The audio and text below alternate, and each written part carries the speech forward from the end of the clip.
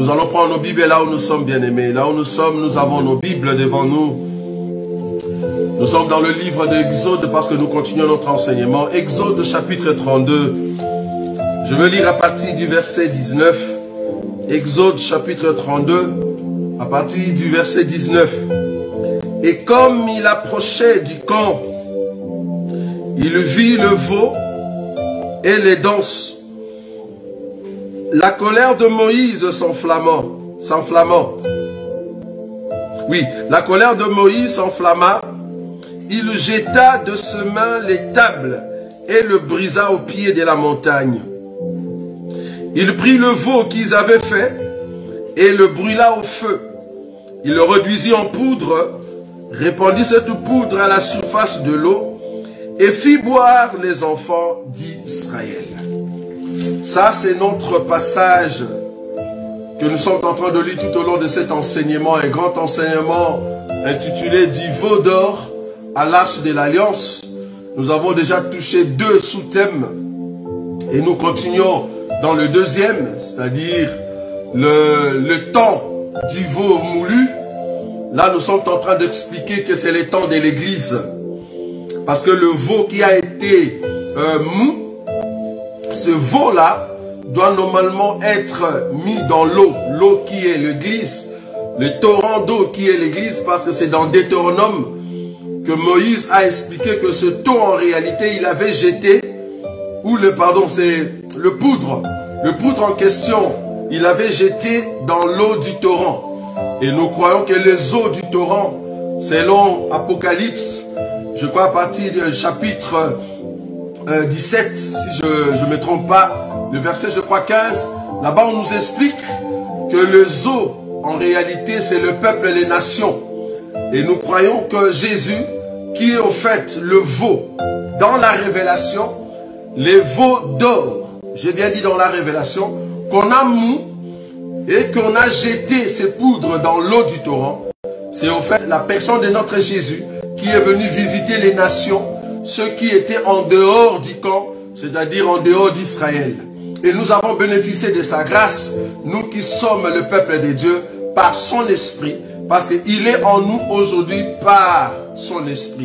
Donc, le poudre en question qu'on a mélangé avec l'eau, c'est le Saint-Esprit qui est aujourd'hui au milieu du peuple, au milieu des nations. C'est le Christ qui vit aujourd'hui parmi les nations. Et là, dans le deuxième sous-thème, nous avons touché que pendant ces temps où le Seigneur est au milieu des nations, le Seigneur est représenté comme la cendre. Cette cendre qui n'est rien d'autre que le reste, les résidus, au fait, d'un corps qui a été calciné par le feu. C'est notre Seigneur Jésus qui était sous l'autel, qui était sur l'autel et qu'on l'a consumé par le feu. Et sa cendre est venue vers nous. On a déjà expliqué tout ça. Si vous voulez voir, regardez seulement la vidéo précédente. Et nous sommes arrivés pour expliquer ce qu'on a dit hier, que là où il y a la cendre, cela annonce un deuil. Cela annonce un mort. Le mort en question, c'est le corps, les cadavres.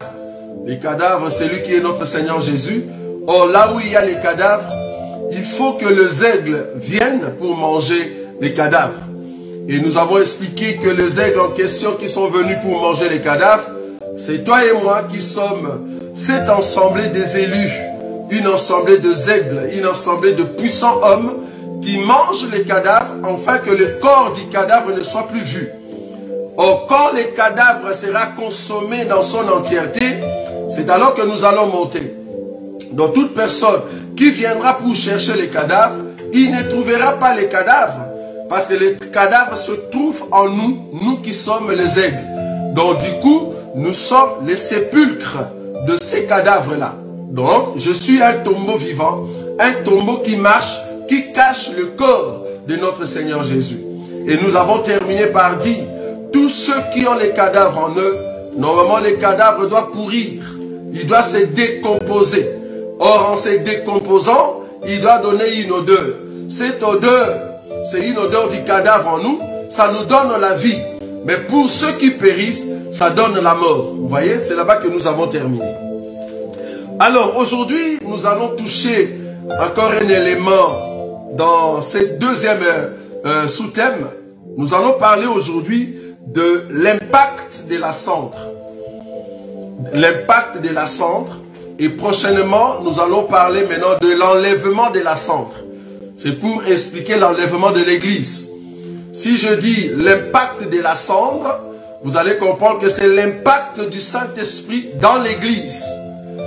Comment est-ce que le Saint-Esprit agit? Et quel est l'impact que la cendre a amené dans nos vies? C'est ce que nous voulons expliquer. Donc, toute personne qui est en communication avec la cendre doit avoir l'impact. On doit remarquer cet impact dans sa vie. Si la cendre t'a pas encore impacté, ce n'est pas normal. Nous devons voir l'impact de la cendre en nous. Nous devons voir comment est-ce que le Saint-Esprit nous a transformés. Ça va? Donc c'est là-bas que nous allons nous atteler aujourd'hui. Je vais prendre une écriture pour commencer aujourd'hui. La première des choses que le Saint-Esprit fait en nous quand il vient, ce n'est pas d'abord les dons. Il ne donne pas encore les dons. La première des choses, quand le Saint-Esprit vient en nous, c'est d'abord chasser le mal.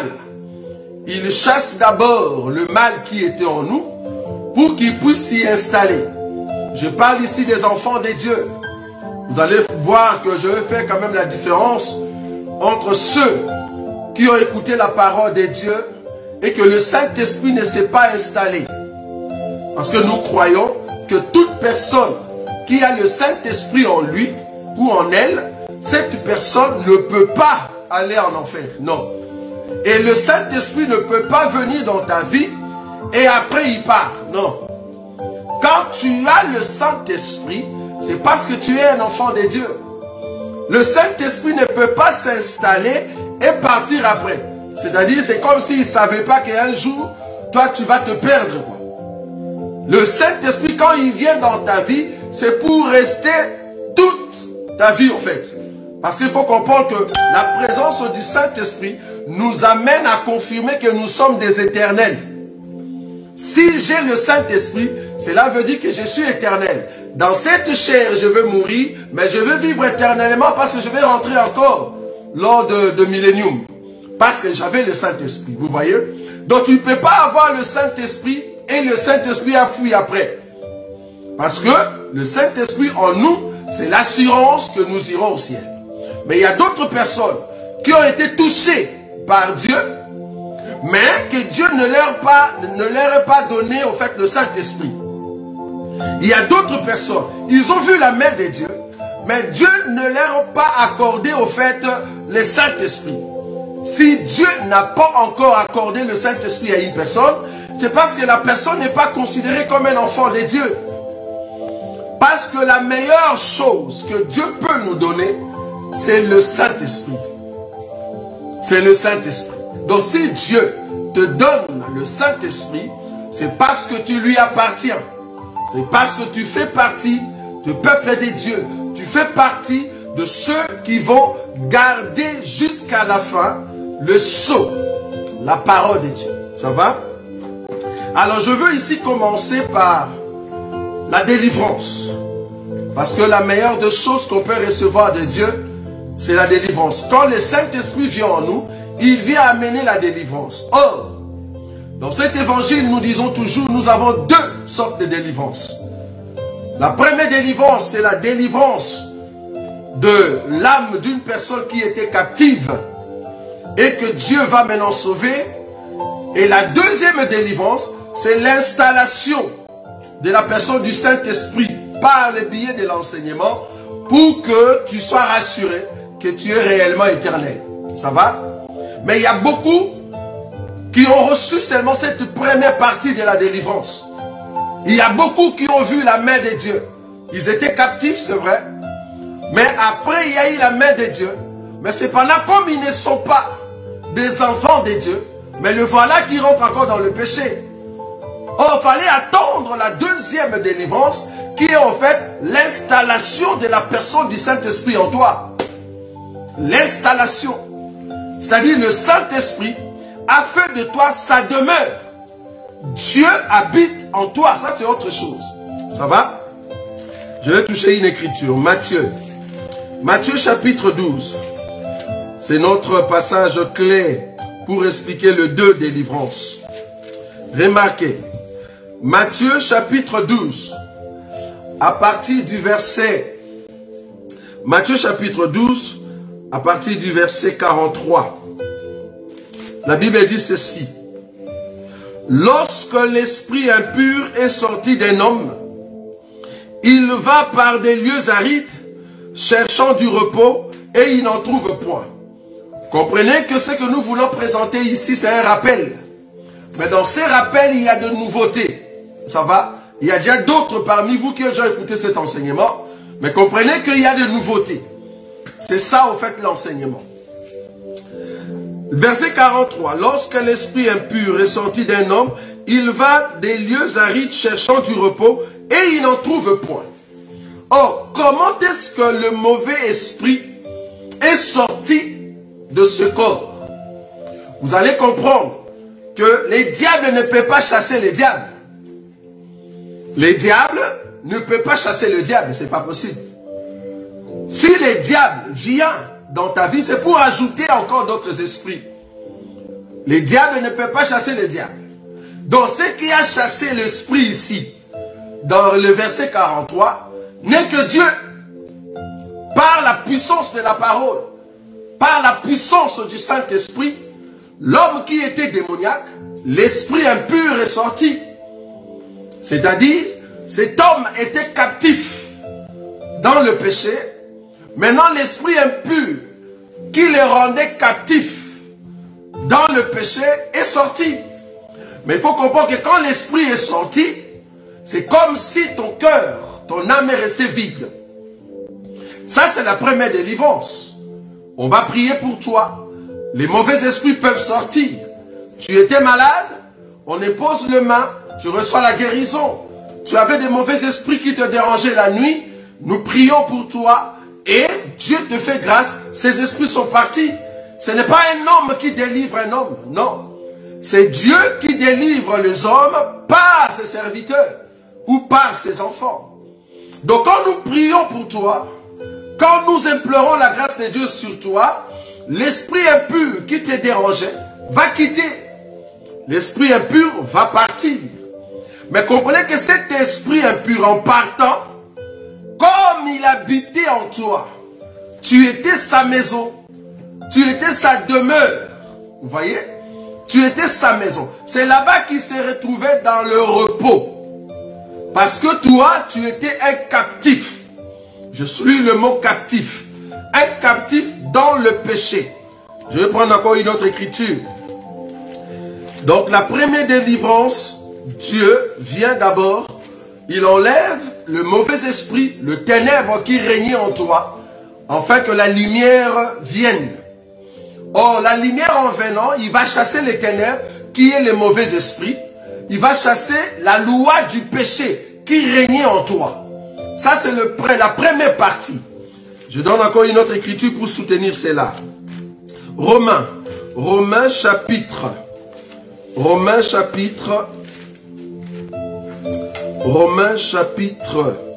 7. Romains chapitre 7. La Bible dit ceci. Romains chapitre 7. Je prends le verset. Romains 7, le verset 23. Romains chapitre 7, le verset 23 jusqu'à 24. La Bible dit ceci. Romains chapitre 7, c'est ça. Le verset 23. Je vais commencer à partir du verset 22. Car je prends plaisir à la loi des dieux selon l'homme intérieur. Donc nous avons l'homme intérieur et l'homme extérieur. C'est très important. L'homme extérieur, c'est vraiment la chair. L'homme intérieur, c'est par rapport à notre esprit. Mais je vois dans mes membres, c'est-à-dire les corps, une autre loi qui lutte contre la loi de mon entendement, qui lutte contre la loi de mon esprit. J'ai l'esprit humain en moi, mais mon corps me domine. Je ne sais pas si vous voyez ça. Je suis en train d'expliquer la première délivrance. La première délivrance, c'est au niveau de ton corps. C'est là-bas que tu es captif. Pourquoi tu es captif? C'est parce que ton corps domine l'entendement au fait de ton esprit. Le désir de la chair est supérieur au désir de l'esprit qui est en toi. Quand ton esprit humain décide, tu n'as pas de force, tu n'as pas de puissance. Pourquoi? C'est parce que la chair est captive. La chair est captive par des désirs, parce que la chair est en contact avec le monde. Alors c'est par là, parce que la chair étant la poussière, or les diables ne mangent que la poussière, c'est par la poussière que les démons, ils se sont introduits. Ils vont s'y installer dans ta vie. Vous voyez? Donc ils vont s'asseoir dans ta vie. Du coup, ton esprit est devenu l'endroit où les démons dominent. Tu n'as pas de pouvoir. Les démons vont s'y installer. Et tu n'as pas de pouvoir. Parce que la chair attire tous les désirs du monde. Tu vois? Donc ton corps donne des ordres à ton esprit du coup. Parce que les démons, ce sont eux qui règnent en toi. Voilà ce que Paul est en train de dire. Nous continuons. Le verset 23. Mais je vois dans mes membres une autre loi qui lutte contre la loi de mon entendement et qui me rend captif. Vous voyez? Qui me rend captif de la loi du péché qui est dans mes membres. Donc cette personne est captive du coup. Et ça se trouve au niveau de ses membres. Le verset 24. Misérable que je suis, qui me délivrera de ces corps de mort? Donc, une personne qui est captive dans le péché, donc tu es voué à la mort. Parce que les démons s'y installent. Maintenant, il faut qu'il y ait l'intervention du Seigneur. Il faut qu'il y ait la main de Dieu qui vienne d'abord pour chasser les ténèbres et après c'est pour t'enseigner. Vous voyez? D'abord, il y aura la partie où on chasse les ténèbres parce que la lumière ne peut pas cohabiter avec les ténèbres. On va d'abord chasser les ténèbres et après, il faut que la lumière vienne s'installer. Mais il y a beaucoup de nos bien-aimés.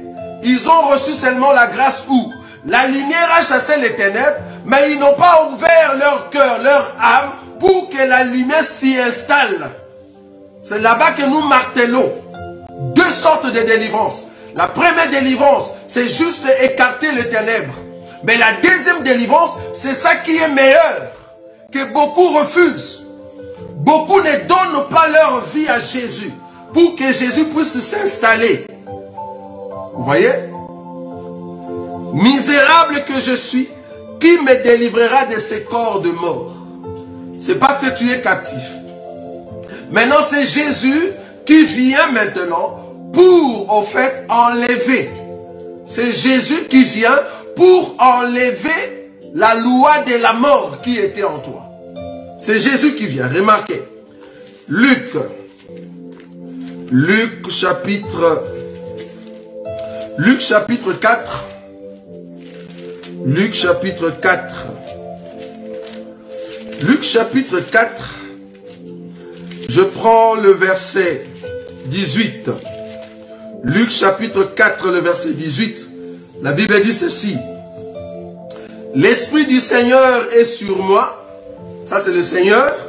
L'Esprit du Seigneur est sur moi parce qu'il m'a oint pour annoncer une bonne nouvelle aux pauvres.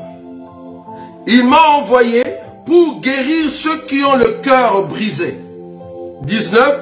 Pour proclamer aux captifs la délivrance. Je veux que tu soulignes ça. L'Esprit du Seigneur était sur le Seigneur. Jésus était oint pour proclamer la délivrance aux captifs et aux aveugles les recouvrements de la vue, pour renvoyer libres les opprimés, pour publier une année de grâce du Seigneur. Il est venu pour proclamer une délivrance aux captifs. Nous étions captifs dans le péché. La seule personne qui a reçu l'onction pour libérer les captifs du péché, c'est Jésus. Vous voyez? C'est pour ça que je dis que la seule personne qui peut nous délivrer, que ce soit la première délivrance et la deuxième délivrance, c'est notre Seigneur Jésus. Donc il vient pour nous délivrer. Ça c'est l'impact que le Seigneur manifeste dans notre vie. Si tu es un enfant de Dieu, la première des choses, l'impact que le Seigneur va amener, c'est d'abord chasser les ténèbres. Quand nous voyons une personne qui se dit enfant de Dieu, mais qui n'a pas au fait cette première délivrance, nous comprenons que tu n'as jamais rencontré la lumière. Parce que la rencontre avec la lumière et demeurer avec la lumière, c'est deux choses différentes. La première des choses, tu vas rencontrer la lumière. C'est ça l'impact. C'est ça l'impact que le Seigneur amène pour chasser les ténèbres. Et après, il faut que la lumière habite en toi. C'est très important. Il faut que la lumière habite en toi. Et c'est comme ça que tu seras un enfant de Dieu. Donc nous sommes en train de parler de l'impact. De l'impact du cendre. De la cendre, pardon. Or, la cendre, comme je vous ai dit, la cendre, c'est notre Seigneur Jésus. C'est notre Seigneur Jésus qui enlève d'abord les mauvais esprits, qui enlève les ténèbres qui étaient en nous. Vous voyez? Ça, c'est la première partie. Il y a beaucoup qui ont vu cela. Ils sont venus en Christ Jésus parce que le Seigneur Jésus a amené cet impact-là, de chasser d'abord les ténèbres. Mais est-ce que vous avez la deuxième délivrance? Avoir la première délivrance, c'est bien. Mais recevoir la deuxième délivrance, c'est mieux. Parce que si tu as la deuxième délivrance, tu iras au ciel vouloir ou pas. Mais toutes personnes qui ont reçu seulement la première délivrance, parmi eux, il y aura d'autres qui vont aller en enfer, malheureusement. Tu peux voir la main de Dieu, mais aller en enfer. Je n'ai pas dit que tu peux avoir le Saint-Esprit, je n'ai pas dit ça. Il y a une différence, voir la main de Dieu et avoir le Saint-Esprit. Une personne comme Pharaon, Pharaon a vu la main de Dieu. Comment? Pharaon a dit à Moïse, prie ton Dieu afin d'enlever telle plaie. Moïse a prié Dieu et Dieu a enlevé la plaie. Ah, donc Pharaon a vu la main de Dieu. On a enlevé la maladie. Ça, beaucoup peuvent voir. C'est la main de Dieu. Mais est-ce que Pharaon avait l'esprit de Dieu? Non. Vous voyez la différence? Donc tu peux voir la main de Dieu. Dieu peut chasser les mauvais esprits. Mais est-ce que Dieu habite en toi? Habiter et voir la main de Dieu, ce n'est pas la même chose. Mais il y a beaucoup de ceux qui se disent chrétiens, ils n'ont seulement vu que la main de Dieu. Mais Dieu n'habite pas dans leur vie. Pourquoi? Parce qu'en le voyant, il ne manifeste pas la pratique de la parole de Dieu.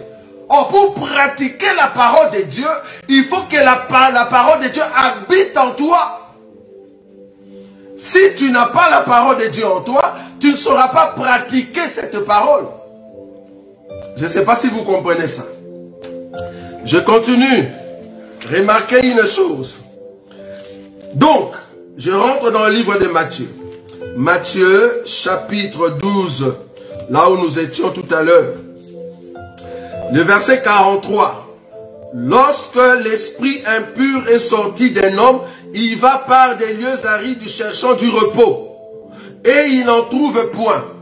Je bien dis ici que ton corps, c'était les lieux de repos des démons. Maintenant, quand le Seigneur vient, il vient enlever les ténèbres. Il vient enlever ces démons. Ces démons sont partis. Mais ils reviendront. Parce qu'il faut que les diables qui rôdent tout autour comme un lion, rugissant, s'ils n'entrent pas dans ta vie, c'est parce que tu as la deuxième délivrance que nous allons expliquer.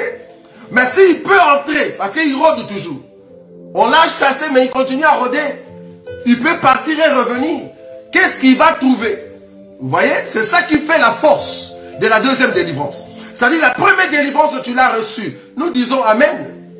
Nous pouvons prier pour une personne qui était animée de mauvais esprits, qui était animée de l'impudicité, qui était animée de la sorcellerie, qui était animée de la cupidité. Mais après quelques temps, la même personne revient dans la même chose. Pourquoi? C'est parce que cette personne ne veut pas faire de la parole de Dieu sa demeure. Vous voyez? Si la parole de Dieu ne demeure pas en toi, tu n'auras pas la deuxième délivrance. Tu n'auras pas la deuxième délivrance. Donc, l'impact de la cendre qui est Jésus en toi, premièrement, il chasse les ténèbres et deuxièmement, il doit habiter en toi. Et c'est comme ça que tu iras au ciel. Remarquez. Le verset 44. Alors il dit, les mauvais esprits, Matthieu chapitre 12, le verset 44. Alors il dit, je retournerai dans ma maison. C'était sa maison. Mais est-ce que c'est toujours sa maison? C'était sa maison quand tu étais dans le péché. Tu étais la demeure des démons. Mais pourquoi jusqu'aujourd'hui, tu es toujours la demeure des démons? Alors qu'on a déjà prié pour toi. C'est parce que tu ne mets pas en pratique la parole de Dieu. Tu aimais beaucoup l'argent quand tu étais dans le monde. Tu aimais beaucoup escroquer les gens. Tu aimais beaucoup voler. On a prié pour toi. Tu as manifesté un peu cette vie, la vie chrétienne. Mais après quelques temps, ça change de forme. Ce n'est plus voler, mais tu deviens un escroc. Un escroc qualifié. Avec cet esprit de la cupidité. Donc c'est toujours le même esprit, mais qui va ramener d'autres amis. Parce que là, il faut qu'il s'assoie une autre dimension. Le fait que tu ne mets pas en pratique la parole de Dieu, les démons vont revenir. C'est pour cela, toi qui étais dans la lumière, alors qu'on croyait que tu avais changé, et voilà, tu rentres encore dans le même péché. C'est parce que tu ne mets pas en pratique la parole de Dieu. Le verset 44. Alors il dit, je retournerai dans ma maison d'où je suis sorti. Et quand il arrive, il la trouve vide, balayée et ornée. C'est-à-dire, il n'y a rien du tout à l'intérieur. Tout est vide. Tu n'as pas l'enseignement. Tu as aimé d'être dans les choses de Dieu. On a prié pour toi, on a fait des veillées. Les hommes de Dieu ont imposé la main sur toi. Tu étais guéri de ta maladie. Mais après, ta maison est vide. Parce que tu ne mets pas en pratique la parole de Dieu. Tu n'aimes pas la parole de Dieu. Mais tu aimes aller à l'église quand même. Ce n'est pas la même chose. Mettre en pratique la parole de Dieu et aller à l'église, ce n'est pas la même chose. Je le répéterai toujours. Tu n'es pas chrétien parce que tu vas dans une assemblée. Non. Tu n'es pas chrétien parce que tu vas dans une église. Tu es chrétien parce que tu mets la parole de Christ en pratique. C'est ça être un chrétien. Vous voyez? Nous allons toujours marteler là-dessus. Et on reviendra toujours là-dessus aussi. Donc, cette maison, qui était la maison de démons, la personne a reçu la délivrance. L'impact de la main de notre Seigneur Jésus. Les démons sont partis, mais la personne a laissé sa maison vide. La personne ne veut pas inviter Jésus pour que Jésus prenne la place dans son cœur. Or, cette personne, quand la tentation viendra, au fur du temps, vous allez voir que cette personne va rentrer dans le péché petit à petit. Les choses que tu avais abandonnées, ça va rentrer petit à petit. Et nous allons le voir. Toi, tu penses qu'on ne voit pas. Là, tu vas nous balancer le terme de faible. Moi, j'appelle ça le terme de faible. Un terme ou une phrase qui dérange même ta foi même. Tu vas nous balancer pour dire, ah non, j'ai une relation avec Dieu. Vous ne pouvez pas me juger. Même si je suis comme ça, mais j'ai une relation avec... Non. Quand tu as une relation secrète avec Dieu, nous allons voir cela. Pierre avait une relation secrète avec Dieu. Mais rien que sa façon de voir, on dit non, toi, non. Tu es avec cet homme-là. Rien que ta façon de parler. Arrête. Ne mens pas Pierre. Seulement ta façon de parler, ça montre que tu es de cet homme-là. Alors que la relation c'était secrète. Toi tu as une relation secrète avec Dieu, mais ta façon d'être, les dehors, ça réclame encore des démons. Il y a encore des réclamations sur toi. Le mode, les habits, les hommes, tous ces péchés-là te réclament. Parce que tu es de leur côté. Les langages que tu manifestes, parce que le corps c'est une bouche. Je ne sais pas si vous le savez. Ton corps comme tu l'as là, c'est comme une bouche. Quand tu as la manifestation du Saint-Esprit à l'intérieur, la bouche de l'extérieur le manifeste. C'est-à-dire ton corps, ta façon de mettre en pratique la parole de Dieu. Nous allons voir, nous. Faut pas nous dire, tu as une relation secrète. Faut pas nous dire, moi et Dieu, nous sommes un. Faut pas nous dire, je vais à l'église. Faut pas nous dire, j'ai une vie de sainteté. Alors qu'en dehors, on ne voit rien. En dehors, ce que nous voyons, c'est la prostitution. En dehors, ce que nous voyons, c'est vraiment les musiciens du monde et les filles du diable. En dehors, ce que nous voyons, c'est vraiment du vol. Et tu es insolent. En dehors, ce que nous voyons, tu manifestes le fruit du diable. Comment est-ce que tu peux avoir une relation secrète avec Dieu dans cette dimension? C'est parce que tu avais vu la première délivrance, mais la deuxième délivrance, tu ne veux pas le mettre en pratique. Non. Tu ne veux pas pratiquer la parole de Dieu. Ça, c'est dangereux. C'est très dangereux. Un homme qui n'est pas constant dans sa foi, c'est un homme voué à la perdition. Quand tu as dit oui au Seigneur Jésus, reste dans les oui. Reste dans les oui. C'est grave. J'ai rencontré dans cet évangile deux hommes. Aujourd'hui, ils prêchent aussi. Ils sont partout. Que ce soit à Kinshasa, en Angola, que ce soit ici en Belgique, en France, aux États-Unis. Ils prêchent, ils continuent à prêcher. Hier, ils étaient vraiment convaincus qu'une femme ne peut pas prier sans porter le voile. Tu dois avoir le voile surtout sur ta tête. Ces gens-là étaient convaincus. Mais aujourd'hui, comme ils se sont écartés, ils ont commencé leurs œuvres. Ils ont bafoué cet enseignement-là. C'est la doctrine. Ils ont enlevé cela. Ils ont accepté eux-mêmes qu'une femme ne peut pas prêcher. Ils avaient accepté cela.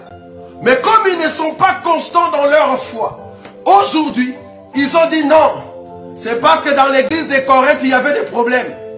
Donc moi, Dieu ne m'a pas encore convaincu. Toi, tu veux que Dieu te convainque comment? Comment tu veux que Dieu te dise?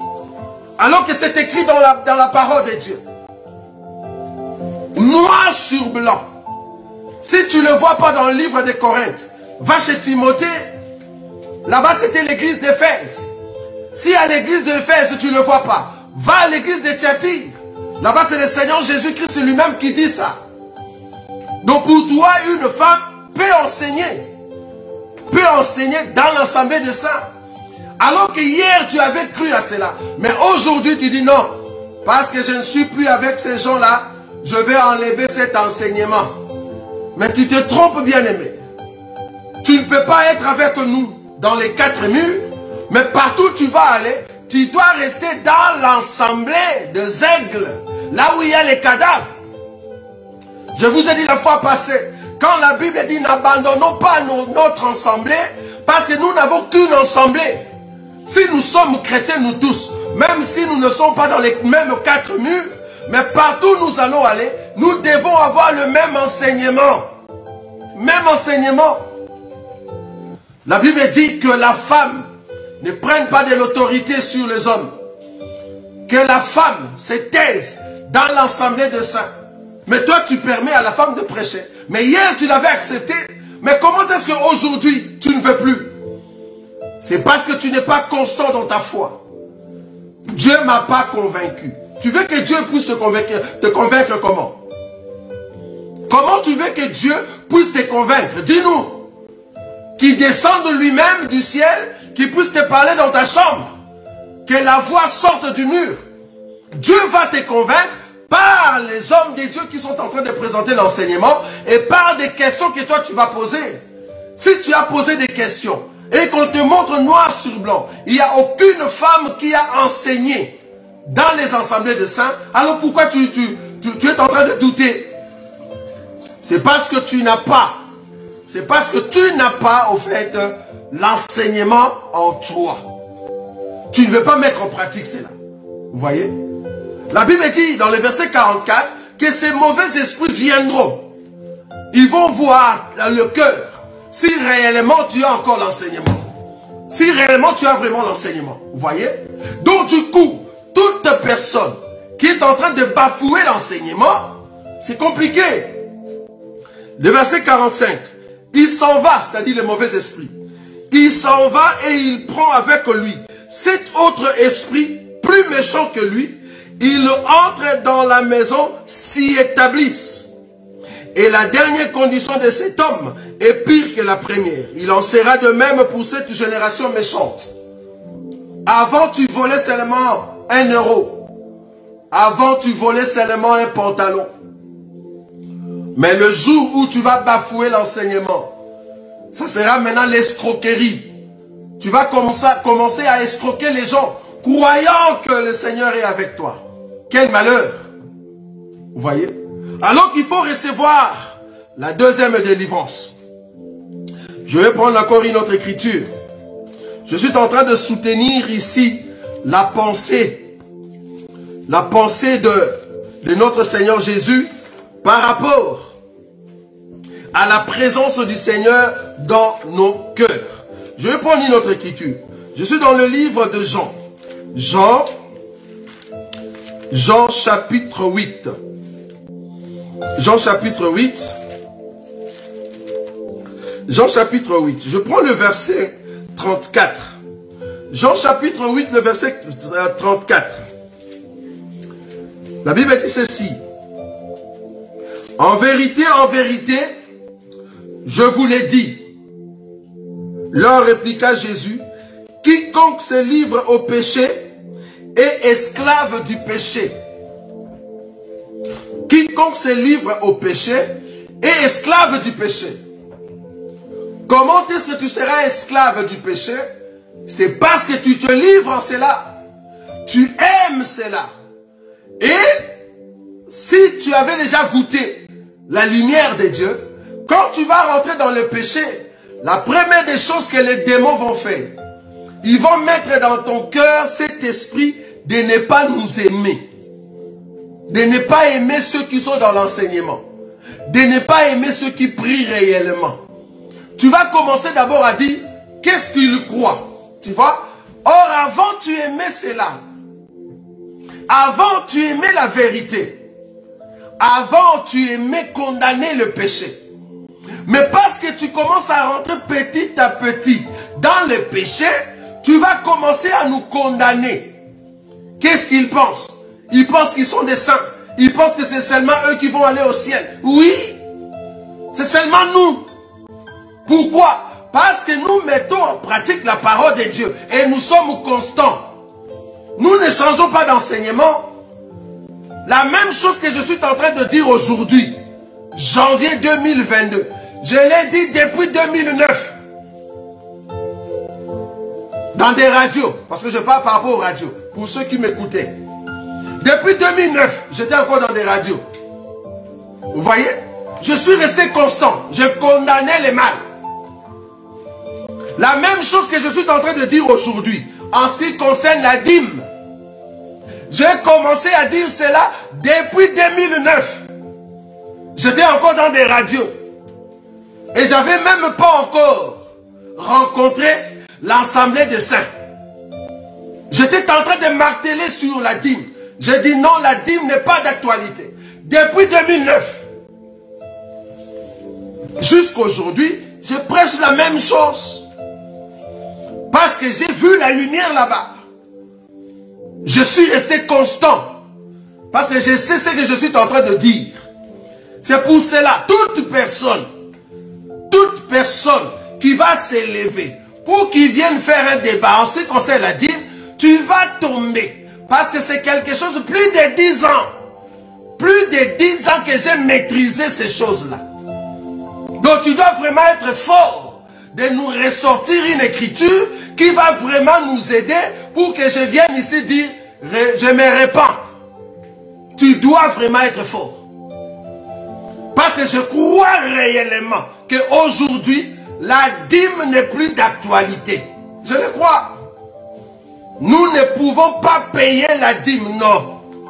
Et je le crois. Vous voyez? Et j'ai beaucoup de versets qui prouvent cela. Nous ne pouvons pas demander au peuple de Dieu des prémices.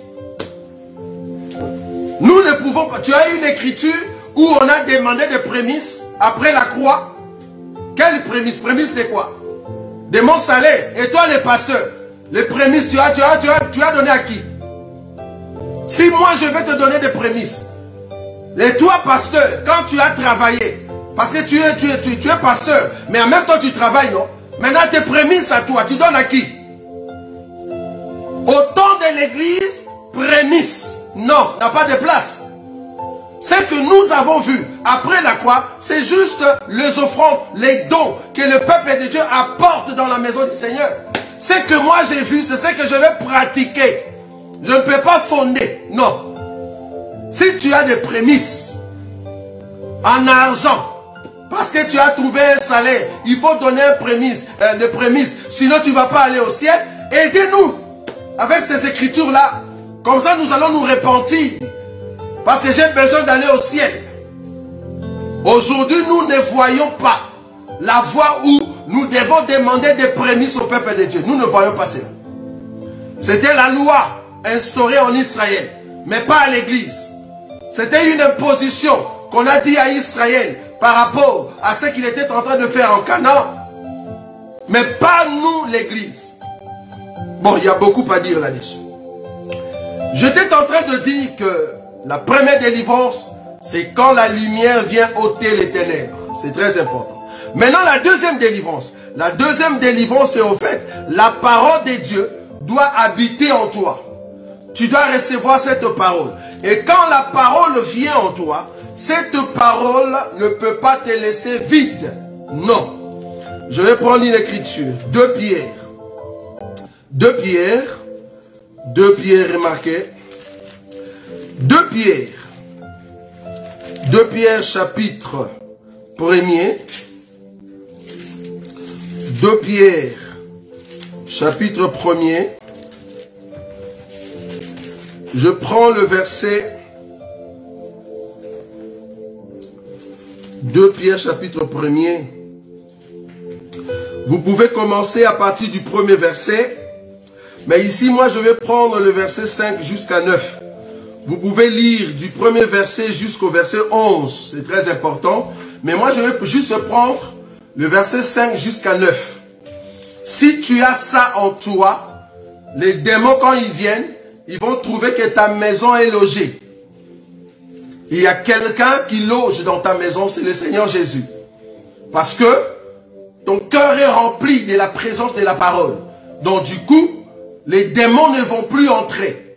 Et tu es rassuré que tu vas aller au ciel. Ça, c'est la deuxième délivrance. La deuxième délivrance te rassure l'éternité. Parce que si les démons ne peuvent plus entrer dans ta vie, cela veut dire que le péché n'a plus le pouvoir en toi. Donc, tu es un enfant de Dieu. Tu vas aller au ciel et tu es éternel dans la présence de Dieu. Tu vois?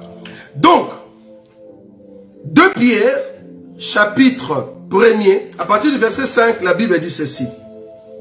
À cause de cela même, faites tous vos efforts pour joindre à votre foi la vertu. C'est-à-dire, tu as la foi, c'est bien. Tu commences à croire. Mais il y a des choses que tu dois joindre. Et quand toutes ces choses sont en toi, tu es complet. C'est comme si quelqu'un achetait. C'est-à-dire, tu as acheté la maison qui est vide. Et maintenant, il faut remplir cette maison. Tu vas acheter des chaises. Tu vas joindre à ces chaises-là de tables.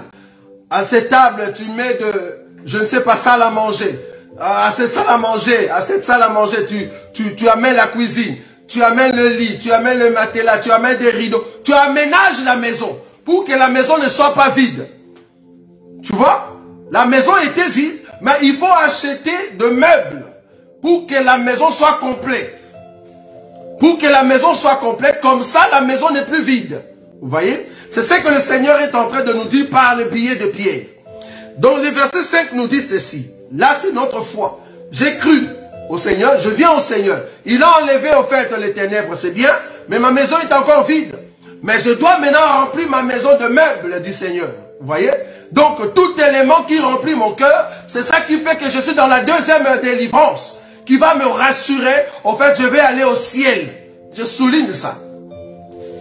Le verset 5. À cause de cela même, faites tous vos efforts, faire des efforts, pour joindre à votre foi la vertu, à la vertu, la connaissance, à la connaissance, la maîtrise de soi, à la maîtrise de soi, la patience, à la patience, la piété, à la piété, l'amitié fraternelle, à l'amitié fraternelle, l'amour, c'est-à-dire la charité.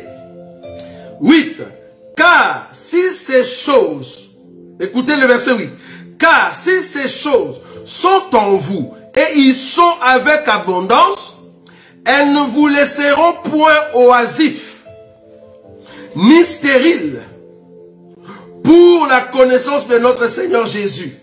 Le verset 9, mais celui en qui ces choses ne sont point est aveugle, il ne voit point loin, il a mis en oubli la purification de ses anciens péchés. Il a mis en oubli la purification de ses anciens péchés. Le verset 10. C'est pourquoi, frères, appliquez-vous d'autant plus à affermir votre vocation et votre élection, car en faisant cela, vous ne broncherez jamais. C'est ainsi en effet que l'entrée, le verset 11, c'est ainsi en effet que l'entrée dans le royaume éternel de notre Seigneur et Sauveur Jésus-Christ vous sera largement accordée. Vous voyez? Pour entrer dans les ciels, il te faut meubler ton âme. Tu dois meubler ton âme, ton cœur. Tu dois le meubler par rapport aux éléments que nous avons cités ici. Maintenant, pour voir ces éléments, là maintenant, il faut rentrer dans tout ce qu'on a prêché sur la doctrine. Pour ceux qui connaissent cet enseignement, des éléments qui remplissent le cœur de l'homme. Ça se trouve dans l'enseignement des doctrines. Donc si tu remplis ton cœur de ces choses ici que Pierre est en train de présenter, la connaissance, la maîtrise, la passion, ces choses-là remplissent ton cœur, les démons n'ont plus de place. Là, tu es rassuré que tu vas aller au ciel. Pas seulement la délivrance, c'est-à-dire les démons sont partis, non. Tu dois mettre ça en pratique. La patience, la maîtrise de soi, la connaissance de la parole de Dieu, la vertu, la science dans les choses. Tu dois vraiment aimer cela. Mais si tu n'as pas ça, tu es oisif, tu es stérile. Les démons vont se jouer de toi. Et le ciel est fermé pour toi. Tu ne peux pas entrer. Est-ce que vous voyez cela? Ça, c'est la deuxième délivrance. Dans la première délivrance, on enlève le ténèbre. Mais la deuxième délivrance, la parole doit entrer en nous en abondance. Et c'est comme ça que nous allons voir le Seigneur. Malheureusement, ici maintenant je suis en train d'exhorter. Malheureusement, il y a beaucoup de bien-aimés. Au milieu même de ceux qui se disent enfants de Dieu. Tu as commencé avec le Seigneur. Du coup, tu t'es arrêté. Tu as commencé avec l'enseignement. Du coup, tu ne veux plus l'écouter. Je me te dire, ce n'est pas le Saint-Esprit qui peut te dire de faire ça.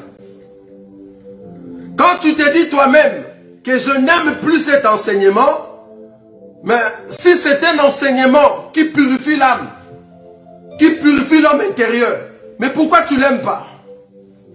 C'est parce que quelque part, pose-toi la question, est-ce que ces démons-là ne sont pas revenus? Parce qu'avant tu l'aimais. Avant, ça changeait ton cœur. Mais comment est-ce que maintenant tu l'aimes plus? Comme j'ai dit tout à l'heure, ce que je dis aujourd'hui, c'est toujours la même chose que je dis tout le temps. Mais quand tu avais écouté ça, tu avais aimé. Mais pourquoi tu l'aimes plus? Pose-toi la question, est-ce que ces démons-là ne sont pas revenus? Parce que s'ils reviennent, la première des choses, ils vont être nombreux à l'intérieur pour que autre chose ne vienne plus. La Bible dit ces démons-là, quand il a vu que la maison était vide, il est parti appeler ses amis. 7 autres démons plus méchants que lui. Ils vont s'y installer dans ton cœur. C'est comme ça que tu vas nous insulter. Avant, tu nous aimais. Tu acclamais cet évangile. Tu acclamais cette prédication. Mais maintenant, tu l'aimes plus. Pose-toi la question. Qu'est-ce qui se passe? Je peux comprendre. Peut-être si nous t'avons fait du tort, du mal. Je peux comprendre. Si par exemple, on a fait quelque chose qui a en fait offensé ta personne. Si tel est le cas, ben nous allons nous repentir, ça c'est sûr. Mais si tel n'est pas le cas, donc il n'y a rien du tout. On n'a pas de problème avec toi. Il n'y a pas de souci. Mais qu'est-ce qui fait que tu n'aimes plus cet évangile? C'est parce que quelque part, les démons commencent à revenir. L'envie, le désir de la chair commence à monter. Alors les démons vont boucher ton oreille. Au lieu de voir le côté positif de cet évangile, tu vas toujours rechercher les côtés négatifs. Et tu vas t'asseoir là-dessus. Là, c'est un danger. Quand l'évangile ne change plus ton cœur, alors que c'est un évangile pur, comprends que les démons reviennent. Les désirs de la chair commencent à monter. L'homme ancien commence à retrouver sa place. Parce qu'en réalité, quand nous écoutons cet évangile du salut, cet évangile de Christ, ça nous ramène à la maison. Parce que nous devons rentrer à la maison. Mais quand toi, ça ne change pas ton cœur, ça ne te ramène pas dans la repentance, ça n'amène pas la pureté dans ton cœur, pose-toi la question, est-ce que je suis toujours sur le chemin? Peut-être je suis déjà à côté du chemin. Je suis déjà à côté. Pose-toi la question de savoir, est-ce que tu es toujours avec Jésus? Est-ce que tu es toujours avec Jésus? C'est très important. C'est vraiment quelque chose que tu dois rechercher. De trouver en toi-même, de faire, examiner ton cœur, ton âme, pour dire, est-ce que je continue en Christ et Jésus? Vous voyez? Parce que la parole de Dieu, quand ça vient en nous, la parole de Dieu, quand ça entre dans nos cœurs, dans notre âme, cela amène des dons. Cela amène un changement. Ça va amener des choses nouvelles. Je vais prendre une écriture avant de terminer. Remarquez. 1 Corinthiens. 1 Corinthiens chapitre 14, je crois. 1 Corinthiens chapitre 14. 1 Corinthiens chapitre 14. Je prends le verset 11 et le verset 12. 1 Corinthiens chapitre 14, les versets 11 jusqu'à 12. Le verset 11 jusqu'à 12 nous dit ceci. Un instant. Voilà. Les versets 11 jusqu'à 12. La Bible nous dit ceci. Si donc je ne connais pas l'essence de la langue, je serai un barbare pour celui qui parle. Et celui qui parle sera un barbare pour moi. Là, il s'agit des dons de parler en langue. Le verset 12. De même vous, puisque vous aspirez aux dons spirituels, que ce soit pour l'édification de l'Église que vous cherchiez à en posséder abondamment. Les dons spirituels sont pour l'édification de l'Église. Quand les dons n'édifient pas, cela n'est pas un don spirituel. Il faut que les dons spirituels édifient l'Église. C'est pour cela qu'on l'appelle don spirituel. C'est poussé par le Saint-Esprit. C'est pas poussé par tes désirs. C'est lamentable. C'est lamentable de voir aujourd'hui des hommes de Dieu qui parlent en langue au micro. C'est lamentable. Quand tu parles en langue au micro, ça édifie qui? Ça édifie qui? Dans l'assemblée. Ça ne nous édifie pas. C'est vraiment comme un Chinois qui vient dans notre maison et qui demande si vous connaissez la rue telle. Et il pose la question en chinois. Nous, on ne comprend rien du tout de la langue chinoise. Mais pourquoi tu nous parles en chinois alors? Si tu as besoin d'aide, pourquoi tu nous parles en chinois? Vous voyez? Je ne peux pas aller par exemple au Pakistan, leur poser comment s'appelle leur président, mais en lingala. Mais je suis un barbare. Parce que ces gens-là ne vont rien comprendre. Et aussi, ils vont comprendre que qu'est-ce qui ne va pas dans ma tête? C'est parce que la langue utilisée ne donne pas la communication. Et cela ne défie pas. Au contraire, ça énerve. Comment toi, un pasteur, comment toi, une sœur en Christ, comment toi, un frère en Christ, tu peux parler en langue avec un micro ou dans le culte, mais avec un micro, devant tout le monde. Tout le monde sont silencieux. Toi, tu parles en langue. Comment? Si on te posait la question, explique-nous ce que tu es en train de dire. La Bible nous dit, quand il n'y a pas d'interprète, on se tait. Ça ne nous édifie pas. Les dons spirituels sont là pour édifier l'église. Depuis que vous avez commencé à parler en langue, Shikababa, Shikababa, j'ai essayé de vérifier le mot Shikababa. C'est vraiment une langue d'Inde. Je ne sais pas si vous avez vu ça déjà. Shikababa, c'est ça, Shikababa. Déjà, le mot Baba veut dire si c'est papa.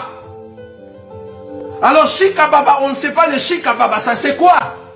Donc, un Dieu qui veut nous parler, depuis qu'il a commencé à parler, il nous a jamais, alors, jamais donné l'explication de Shikababa. Tu es vraiment d'accord avec ça? On est avec toi, ça fait 5 ans, 10 ans, 15 ans, 50 ans, tout le temps, Shikababa. Mais c'est quoi la signification de Shikababa? Va chercher, va prier Dieu, que Dieu nous donne quand même l'explication. Ta langue que tu parles, donne-nous l'explication. Parce que toi, tu penses que c'est le Saint-Esprit. Un Saint-Esprit qui ne veut pas expliquer à son peuple ce qu'il est en train de dire dans l'église. C'est un Saint-Esprit égoïste alors. C'est un égoïste qui n'aime pas qu'on puisse comprendre ce qu'il est en train de dire. C'est honteux. Shikababa, dans les dictionnaires, même si tu tapes sur YouTube, Shikababa, ce sont des Indiens. Tapez Shikababa, c'est un monsieur, je ne sais pas si c'est un monsieur, si c'est un gourou, ce sont des Indiens. Vous venez nous prononcer Shikababa tout le temps. Ça veut dire quoi? Ça veut dire quoi? Avec vos langues bizarres. Si vous n'avez pas les dons de l'interprétation, semblez l'émission. Parce que là, il y a déjà des gens qui commencent à signaler notre émission. Mais que Dieu soit loué, nous allons toujours continuer à marteler. Shikababa, ça veut dire quoi? Shikababa, ça veut dire quoi? Depuis que tu as commencé à parler en langue, ça fait déjà 10 ans. Et tu es vraiment sûr que Dieu ne veut pas nous donner l'explication de ce que toi tu dis. Est-ce que tu es vraiment d'accord avec ça? Même toi-même le pasteur. Toi tu vas dire que tu es onctionné. Tu as l'onction de Dieu. C'est bien. Mais nous, où est l'édification en cela? Nous ne sommes pas édifiés. On ne comprend pas ce que Dieu nous aide. Parce que nous avons compris que beaucoup utilisent les dons spirituels, non pas pour édifier. Non pas pour édifier. Je ne sais pas pourquoi beaucoup signalent nos vidéos. Je ne sais pas. Que Dieu vous pardonne. J'ai déjà vu des gens qui mettent des têtes de mort. Si vous trouvez que cet évangile n'est pas bon pour vous, ben ne venez pas. Laissez ceux qui aiment le changement de l'intérieur.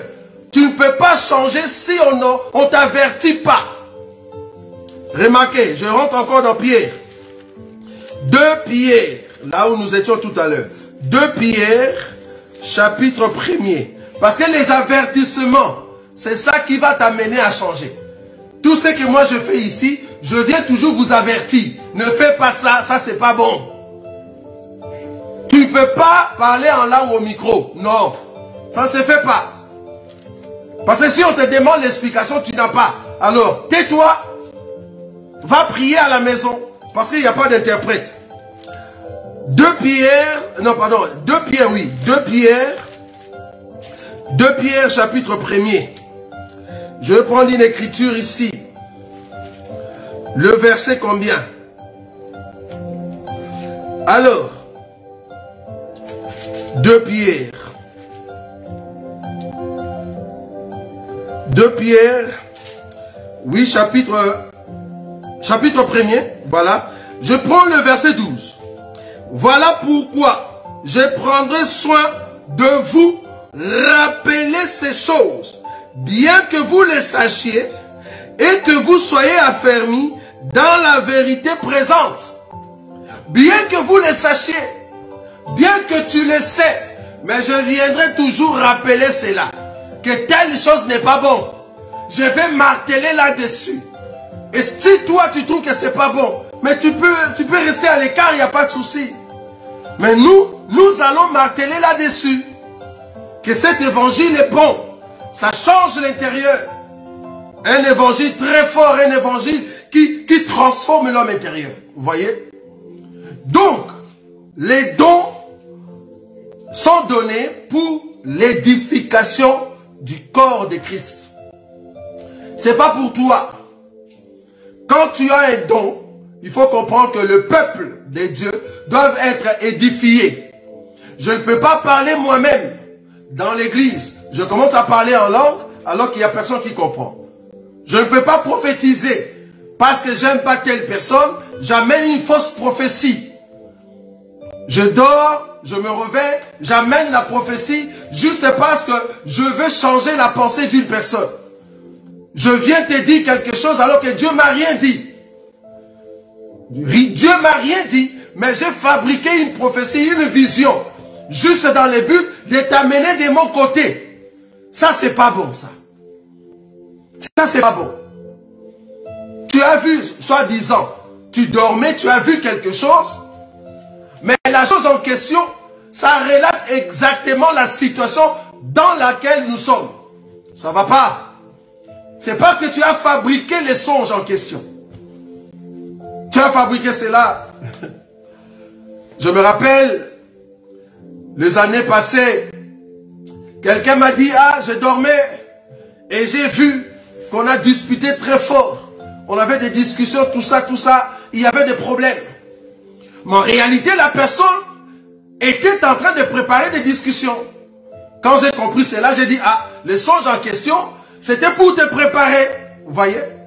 Donc il y a d'autres songes, d'autres soi-disant prophéties. C'est pour préparer la personne que voilà, je vais faire ça. Donc la personne te prépare déjà en quelque chose. C'est grave. Une fausse prophétie n'est pas bon. Tu ne peux pas être un faux prophète. Les dons, c'est pour l'édification. Cela n'édifie pas. Quand j'ai les dons de la guérison, je guéris les gens par la grâce du Seigneur. Je ne peux pas demander l'argent. Là, je n'édifie pas. Quand tu guéris les gens par la grâce du Seigneur, ne demande pas l'argent. Parce que cela n'édifie pas les corps. Parce que le peuple sont en train de payer. Vous voyez, ils payent pour les délivrances. Ils payent pour les guérisons. On ne paye pas pour les délivrances. On ne paye pas pour les guérisons. Ça, vous voyez cela? Je ne peux pas payer parce que j'ai reçu la guérison auprès d'une personne. Non. Vous comprenez? Donc du coup, nous enfants de Dieu, quand nous avons des dons, c'est pour l'édification du corps de Christ. Si Dieu te donne un don, si Dieu te donne des grâces, c'est pour l'édification du corps de Christ. C'est très important, ce que nous sommes en train de souligner. Voilà ce que nous avions à vous dire aujourd'hui. Ce que nous pensions que Dieu voulait parler par nous, afin que ton cœur se prépare toujours en l'enlèvement. Nous allons toujours dire comme Pierre l'a dit. Je vais encore répéter l'écriture parce que cette écriture me soutient beaucoup. 2 Pierre chapitre 1er, le verset 12. Voilà pourquoi je prendrai soin de vous rappeler ces choses, bien que vous les sachiez et que vous soyez affermis dans la vérité présente. Nous vivons dans la vérité, mais il faut qu'on nous dise tout le temps, voici ça, c'est pas bon, ça c'est bon. Il faut qu'on nous rappelle cela. Des avertissements, c'est très important pour notre vie. Et c'est comme ça que nous allons voir le Seigneur, parce que notre vie continue toujours à avoir la purification dans le cœur. Je soutiens toujours des chrétiens repentants qu'un chrétien repenti. Non, je soutiens un chrétien repentant. C'est-à-dire à chaque fois, quand il y a des choses qui arrivent et il comprend qu'il est dans le mauvais, il se repent. Mais pas des chrétiens qui se disent, je suis déjà bon, je ne réponds pas, même si je fais mal. Non, ça c'est pas bon. Il faut être un chrétien repentant. C'est-à-dire quand tu fais du mal à ton frère, à ta soeur, tu reconnais le mal et tu demandes pardon. Et c'est comme ça que nous irons au ciel. C'est pour cela que nous répétons toujours l'enseignement, afin que nos cœurs se préparent à la rencontre de notre Seigneur Jésus. Tendre Père, nous te disons un grand merci. Merci pour ta parole, la parole qui change nos vies, la parole qui nous transforme à chaque instant, pour que nous puissions nous préparer à rentrer auprès de toi. Bénis mon frère, bénis ma soeur, afin que nous soyons un peuple qui garde le sceau, qui garde l'enseignement à chaque instant. Nous croyons que à chaque fois que tu vas commencer...